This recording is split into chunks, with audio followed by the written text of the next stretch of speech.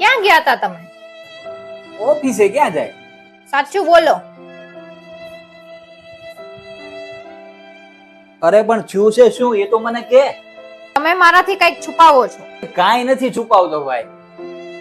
મને બધી ખબર છે કે કેટલા દિવસથી તમારી નોકરી છૂટી ગઈ છે અને તમે મને કહેતા નથી. હા પણ તને એમાં કહીને હું શું કરું? કેમ, શું કરું? હું તને એટલે નહોતો કહેતો કે હું તો ટેન્શનમાં છું.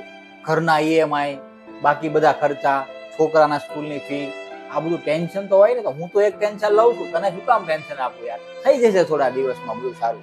એટલે જ હું કહું છું ને કે બધું સારું થઈ જશે.